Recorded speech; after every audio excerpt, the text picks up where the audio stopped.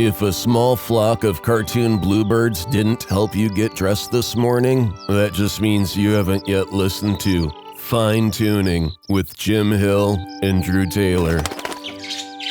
No, the black dress slacks, please. Thank you. And now, Jim Hill. Welcome to Fine Tuning with Drew Taylor, your one-stop shop when it comes to animation news and commentary.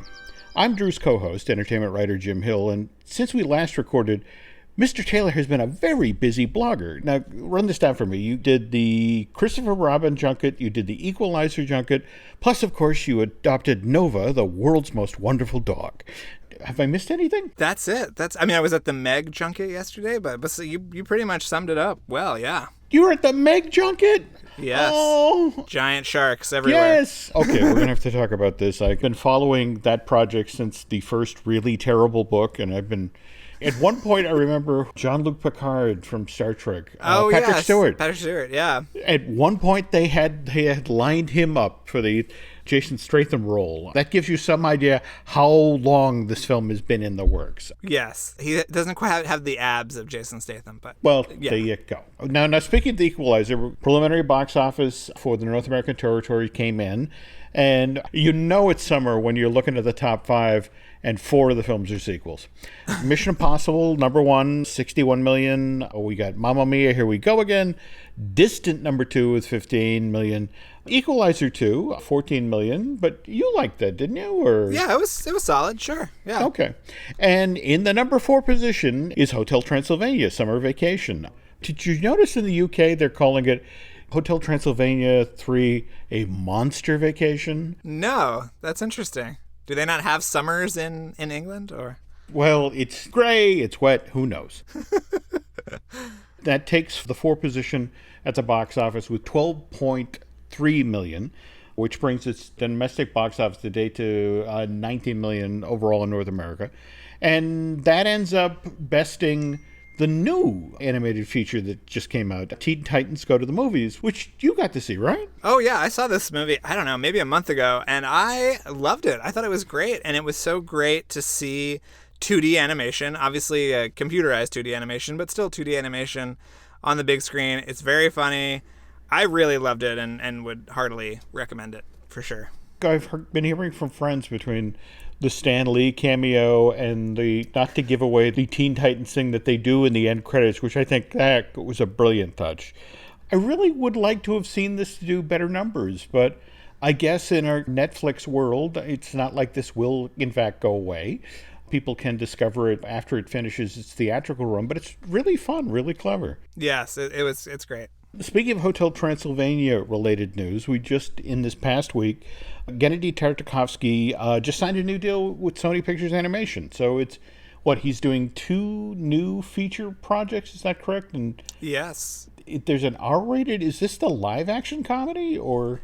No, I think I think they're both animated. So one is called Fixed, and then the other one is Black Knight, which when I talked to him a few weeks ago ahead of Hotel Transylvania, he said was sort of a CGI version of what he was doing on Samurai Jack, which is great. So I'm very excited about both projects. When you look back at Gennady's entire history at Sony Pictures Animation and how we got the original Hotel Transylvania, and he was 3rd director in through the door? Yeah, at least. He might have even been like the 4th or 5th, but yeah, it was a pretty plagued production. But he got into shape. Yeah, but this was just supposed to be a one-off, and come March of 2014, he announces, okay, I'm going to direct Hotel Transylvania 2, but what it seems to be is that Sony has sort of got him to agree to do this because they're going to do other projects, that if you do the sequel for us, you can do your Popeye movie, and his original project, what was it, Can You Imagine? Am I getting the name right?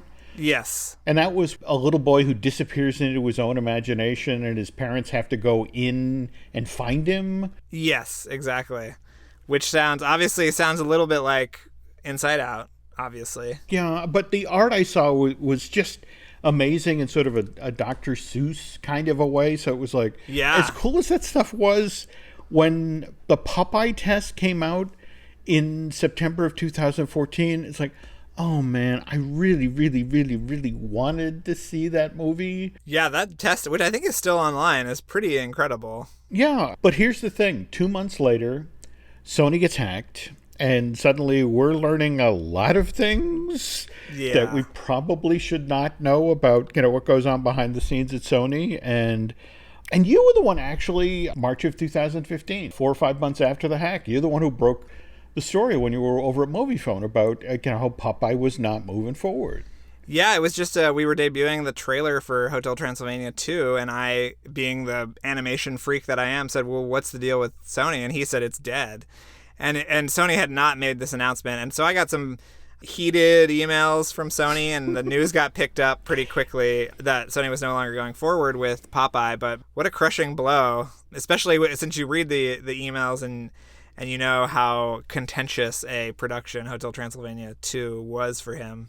I've got a press report here from September 2015 where Kennedy's out doing press for Hotel Transylvania 2, and he flat out says, I'm not coming back for a third film. So, all right, we jump ahead 3 years. Now, Kennedy announces that he is in fact returning for Hotel Transylvania 3, and you have some interesting insights about that as well. Yeah, well, I mean, beyond the fact that he essentially got to fire Robert Smigel, who is Adam Sandler's longtime writing partner and wrote Hotel Transylvania and Hotel Transylvania 2 with Sandler, and who the Sony emails showed did not get along with Gendy at all. He said that by the time they were making the third Hotel Transylvania 3, it was basically the third set of executives at Sony Pictures Animation that he had actually had to deal with. And he says that every time there's a new set of executives, he has to prove himself. So doing Hotel Transylvania 3 was just the latest way of him proving himself to some suits so that they would allow him to do his original movies. And it looks like they finally are letting him do just that, which is just so great. I'm so happy. They seem to think that the new crew that's in charge there, that there is a unique piece of turf that Sony Pictures Animation can occupy. I mean, for example, when you look at Spider-Man Into the Spider-Verse, I mean, the trailer that's out there right now, it's just amazing. It really does feel like a legitimate comic book film, and just can't wait to see that, and likewise cannot wait to see when the cuffs are taken off of Kennedy, what an R-rated animated project he's going to do. But at the same time, it kind of breaks my heart that this couldn't have happened a few years earlier, because, I just can't help but think about how cool Lauren Faust's Medusa movie would have been. Yeah. Did you ever get to see any of that? Or I saw a little bit of the artwork, but yeah, it was going to be really cool. Do you want to run down sort of what the conceit was for that one? Sony bought an original pitch from Todd Alcott and Holly Golden, and it was described as a clever, heartfelt animated comedy about a girl who's having the ultimate bad hair day. Lauren was kind enough one morning to sort of give me the Reader's Digest version of the movie, and I would love to be able to share it, because it is honestly this smart, funny take on, the whole Medusa, Jason the Argonaut story.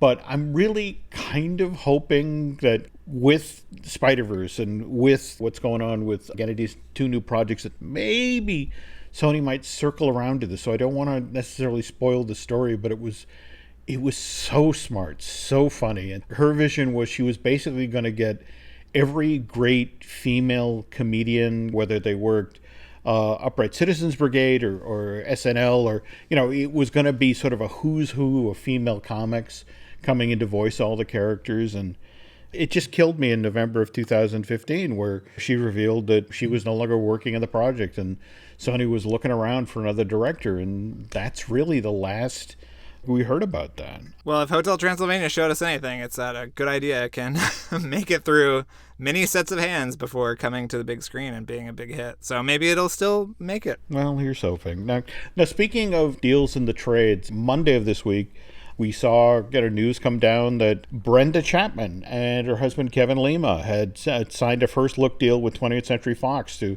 produce a series of live-action, hybrid, and animated films through the production company they've set up, and I believe it's called Twas Entertainment. Yeah, it doesn't really roll off the tongue. No, but again, I am just so thrilled to have Brenda and Kevin back in the mix. I mean, look, we all know from Brenda's history, one of the key story artists on Beauty and the Beast, and then the head of story on Lion King, and she was one of the 3 directors on Prince of Egypt, which I'm not going to hold against her, kind of a too many cooks situation.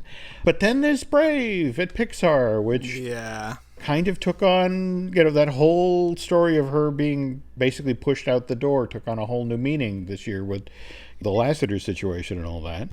And Kevin, on the other hand, I mean, Kevin's just one of these guys who I've been waiting for his next project, which keeps...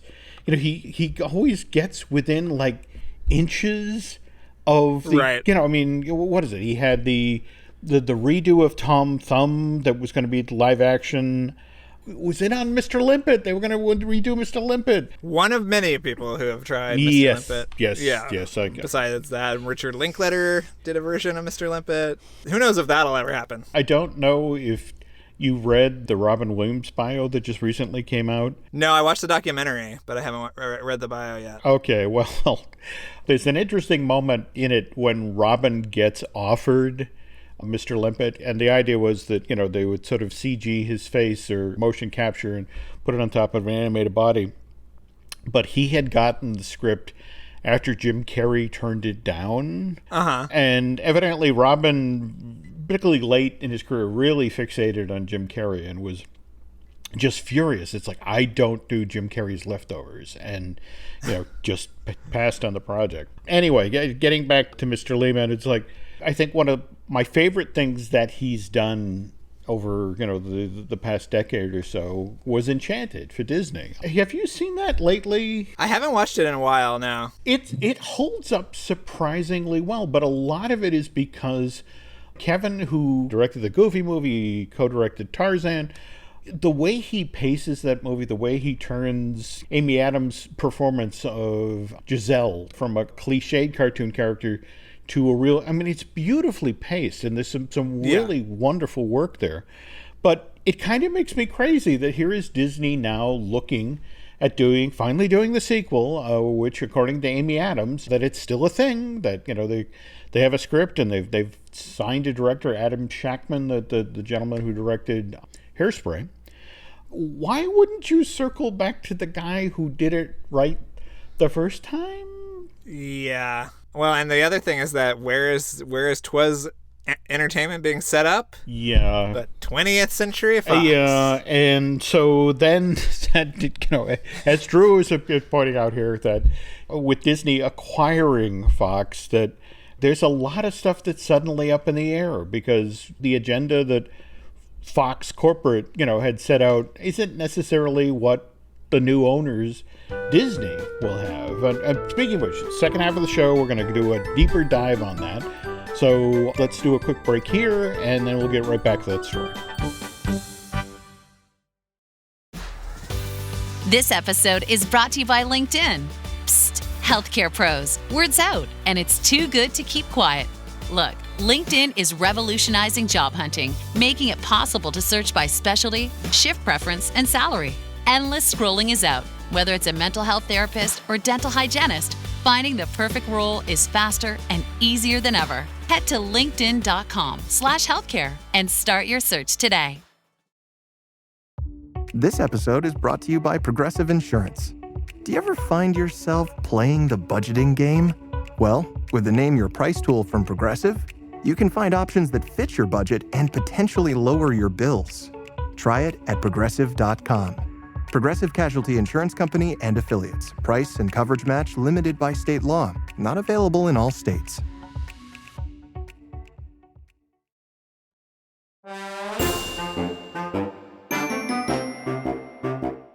And we're back. I was sent a copy of a wonderful new animation-related book, Springfield Confidential. This is by Mike Rice, who's been associated with The Simpsons forever. And so it's subtitle of this book is Jokes, Secrets, and Outright Lies from a Lifetime Writing for The Simpsons. And I came across a story in this that Mike tells that it's so good, but it's like, this can't possibly be true. Let's hear it. Okay, hang on. All right. Japan is the one market The Simpsons can't crack. Evidently, The Japanese don't like the fact that cartoon characters have 4 fingers. Disney actually goes to the expense of animating a 5th finger on Mickey Mouse in this market. What bothers the Japanese about 4 fingers? You won't believe the reason.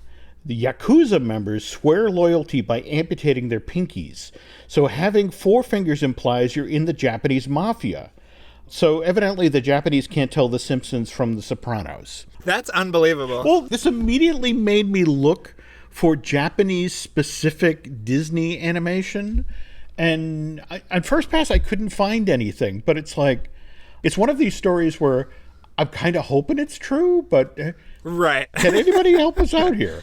Speaking of crime syndicates and that sort of thing, both you and I were thrilled that the news that broke this week about the Batman the Animated Series, the Blu-ray that's coming out October 16th. Finally. Yeah, it's a box set. We've got not just the series, the 2 full-length movies, Batman Mask of the Phantasm and Mr. Freeze Sub-Zero.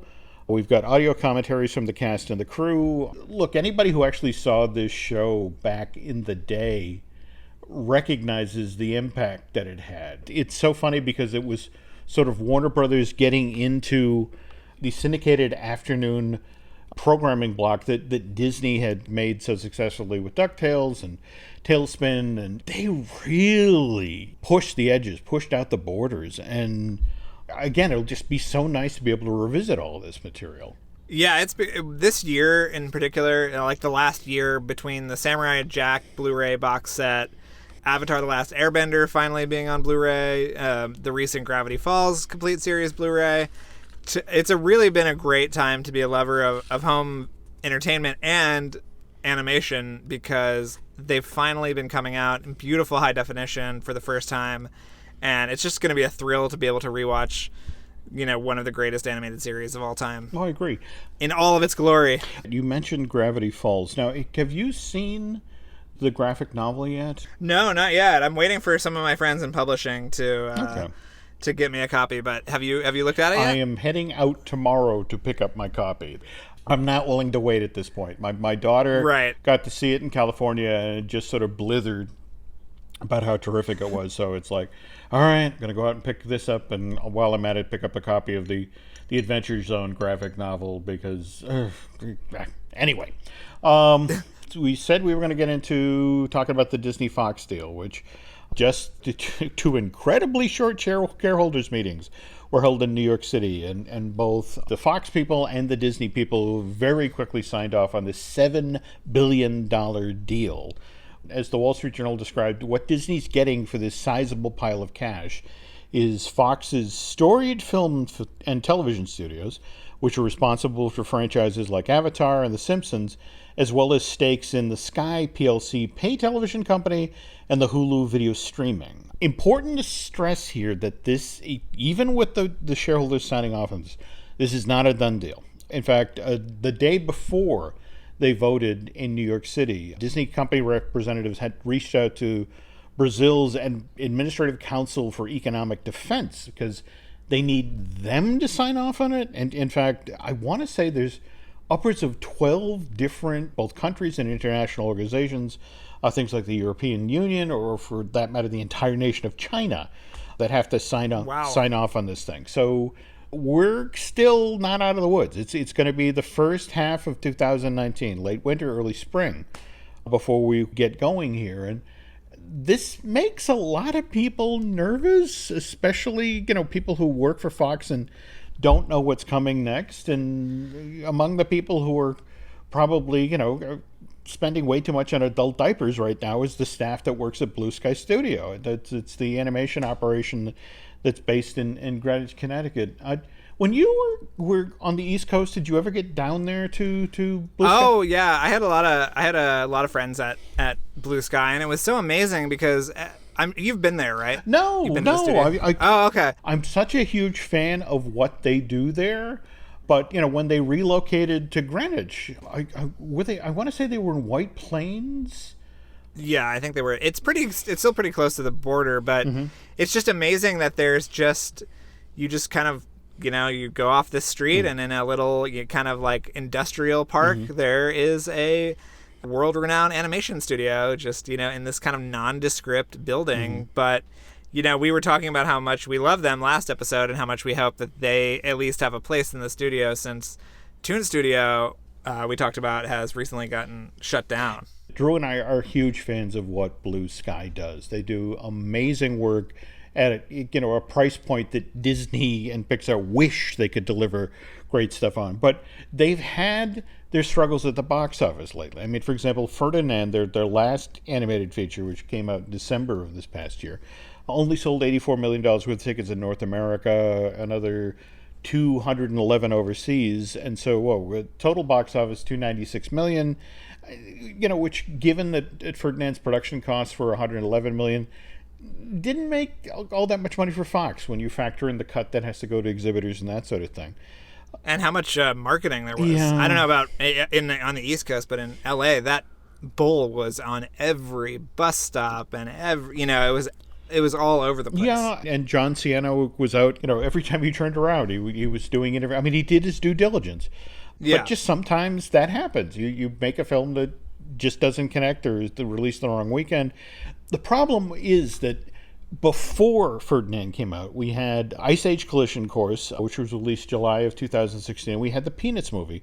And neither of those were very big earners either. I mean, the Peanuts movie particularly broke my heart because I thought it was a brilliant movie adaptation of the Charles Schulz strip, and the way they brought Schulz's distinct line work. It was amazing. It was. And so, but to look at that thing cost $99 million to make, 8 years to develop, and really every minute they spent showed up on screen. It was a great story, funny, sweet movie.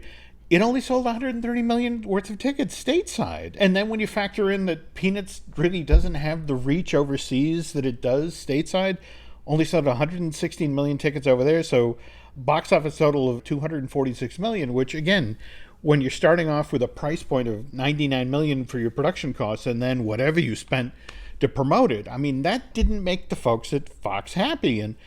But it was actually Collision Course that really concerned the folks at Fox, because when that came out, now this was the 5th film in the Ice Age franchise, but during its stateside run, it only sold $64 million worth of tickets, and that's in all of North America, which when you look at the original Ice Age, back when it was released in March of 2002, $176 million worth of tickets just in North America. Meltdown, the number 2 in the series, $195 million. Third film in the series, $196 million. With film 4, the Continental Drift, started to see some erosion, not serious erosion, 161.3. So, it steps down a little bit from 196. Mm-hmm. But to go from 161.3 million in ticket sales to 64 million, that's a flashing red light. Especially overseas, where as popular as the Ice Age movies are here, overseas, Continental Drift, $715 million overseas. And then before that, Dawn of the Dinosaurs in 2009, 690. So you had this really consistent high number. When Collision Course finally came out in 2016, it did half the business overseas. Wow. And then when you factor it in behind the scenes, Collision Course cost $105 to make. Continental Drift cost $95. Dawn of the Dinosaurs, $90. Meltdown was $80. And the original, they got that smash hit for just $59 million. So when you combine That's crazy. the descending box office with the rising production costs, that doesn't make the people at Fox happy. And then when you look at Ferdinand, which managed somehow to cost even more than the last Ice Age movie, instead of 105, this cost 111 to make. This is why Fox began looking beyond Blue Sky. They kept talking about how we're going to expand our Fox family offerings and our animated things. So what did they do? September of last year, they cut a deal with Locksmith Animation. It's a new name, but a lot of the talents there. I mean, for example, Sarah Smith, who's a big player there. She's a woman who directed Arthur Christmas, which, again, charming, Aardman project. Love that movie. Yeah. So good. But they've already got a feature in the works, Ron Gone Wrong, and they're developing a second project for Fox based on Lisa Evans' Wed Wabbit books. And then on top of that, December of last year, Fox inks a 2-year first look deal with Stupid Buddies Studios, which, if you're an Adult Swim fan, you already know Stupid Buddies. You must watch Robot Chicken as devoutly as I do. Yes. Did you ever get to see the thing they did for Crackle, Super Mansion? No, is it good? Oh, Bryan Cranston voices basically this elderly Superman. It's wonderful. You really have to check this out. But so they were going to do some feature for Fox, the Untitled Sword Project. Given the type of stuff they do, you got to assume it was going to be adult, it was going to be body, and it was going to be fun. And then, right in the middle there, Fox announces that they're going to make a Bob's Burgers movie, which I don't catch Bob's Burgers all that often when it's actually airing on Fox, but it's all over the place now in syndication. And it's a really well-written show. Yeah, it's really funny. And then, to sort of drive the herd here, Fox sets up a brand new management for Fox Animation. We get Andrea Maloro and Robert Baird, and they were going to be the co-presidents. And with the notion that, here they were going to sort of figure out how to right the ship creatively and financially at Blue Sky, and they were going to make sure that Locksmith Animation, that their initial efforts were successful, and likewise that Stupid Buddies was going to get the space that it needed and the attention it needed, and this Bob Burgers movie. And so this sounds like a really good plan, and can't wait to see it in action. But December 14th of 2017, Walt Disney Company announces that it's going to be acquiring a large portion of 20th Century Fox, that's particularly the film and television production. And of course, one of the entities that they're going to get, well, back when Disney was going to pay only $52.4 billion for it, was Fox Animation. And as we talked about, on our last show, that obviously a wave of anxiety had to sort of roll through the animation side of things, because Disney already has 2 up and running, thriving animation studios, Pixar Animation Studio and Walt Disney Animation Studio. As Solo just proved, that even with a top organization like Disney, you can pick the wrong weekend to release something, or you can put together the wrong campaign, and a film won't connect or won't succeed for some reason.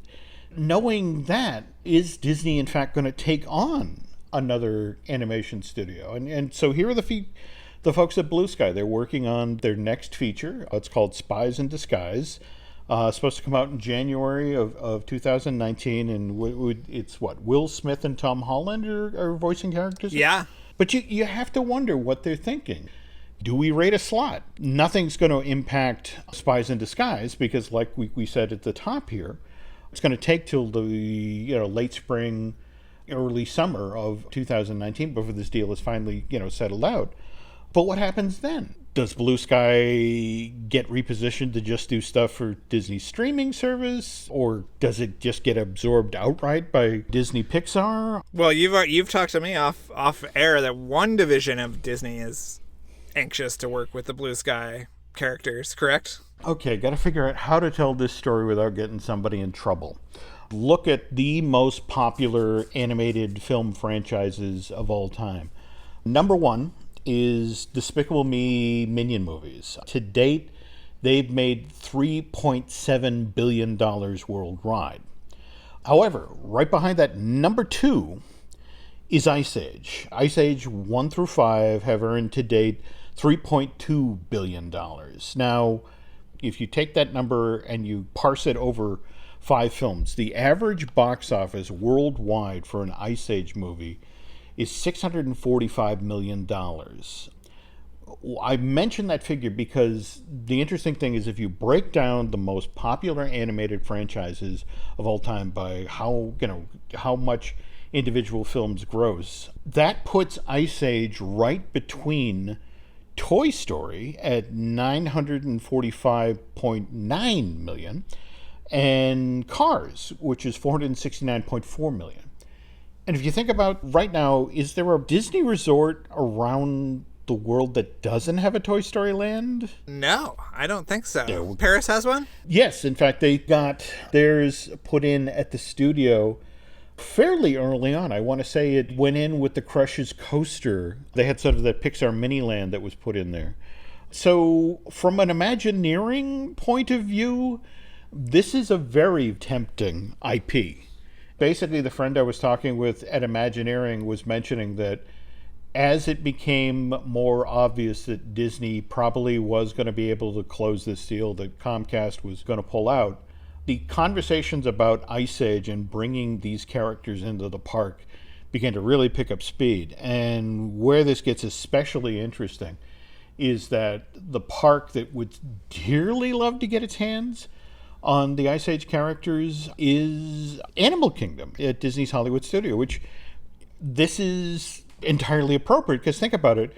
What's the IP that just went into that park but Avatar, which of course was owned by Fox, now owned by Disney. Right. They believe there's a genuine interest. There's tremendous pressure from Disney management about we're going to end up paying $71 billion for all of these Fox assets, and we want to make this money back in any way that we can. So bringing the Ice Age characters into the park would be a way to do that. It's conditional on Disney making it through the next 12 hoops, all of these international organizations that have to sign Right. on from the deal.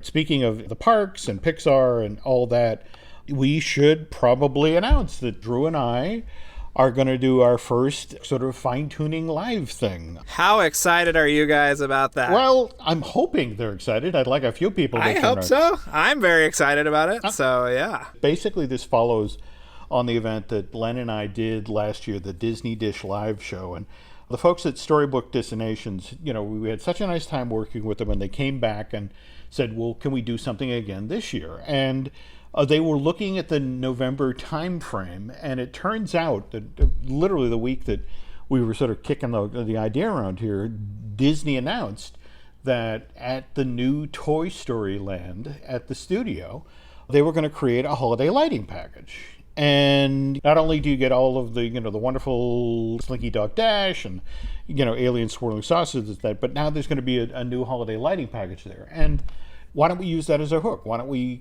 we've got this brand new land at Disney Hollywood Studios, and they're starting their holiday lighting package on the 8th.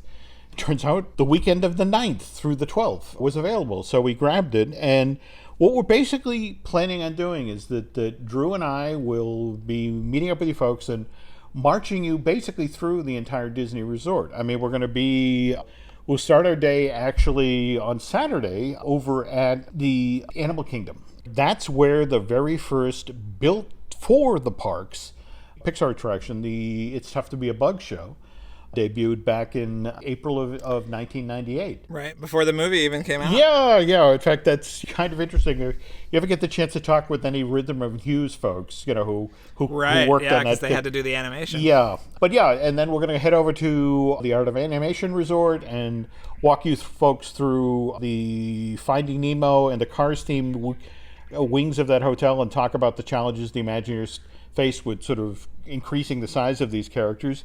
And then that night, we actually go over to the Magic Kingdom. One of the things I particularly enjoy about this event is we're going to try to make it a little competitive. So we're going to put people on the Buzz Lightyear Space Ranger Spin attraction, and the person who comes out with the top score is going to get a major award. I have no idea what it is, but we'll figure it out.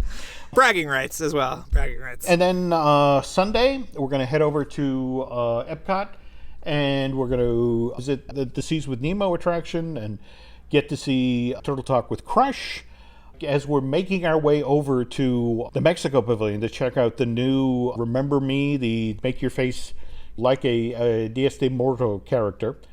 Drew and I are going to talk about how imagination may, get a makeover that perhaps features emotional characters. We're going to stand at the edge of World Showcase Lagoon and look at the enormous Ratatouille attraction building. Then we actually go back to the Coronado, and if you enjoy the podcast that you listened to today, Drew and I will be doing one live in front of an audience. And then that night we finish up by heading over to Hollywood Studios to go to Toy Story Land and checking out this wonderful new lighting package, as well as these, the brand new land itself and the two new attractions. And just in case you didn't do well in the Buzz Lightyear Space Ranger Spin, we'll also be awarding prizes for the top scores on Toy Story Midway Mania. So very, very, very much looking forward to doing this event. Not just because I myself really am looking forward to checking out Toy Story Land, but doing these shows live and it's one thing when Drew and I do this where we're chatting over Skype or that sort of thing, but you get us in the same space and you get much better stories. Yes. I can't wait. And I think the one thing I have to just tell everybody interested in going, wear comfortable shoes. Yeah. We're going to be walking a lot. This is true. And speaking of great stories, unfortunately for this week, we had a pile of San Diego Comic-Con related stories that we just did not get to because of the Fox News. But I promise, next week, and we'll come back, much faster with the new show, folks. We'll get to that topic. But for now, on behalf of Mr. Taylor and myself, I want to thank you for listening today, and be sure to tune in again very soon for another Fine Tuning. Be sure to tune in again for another fine episode of Fine Tuning with Jim Hill and Drew Taylor.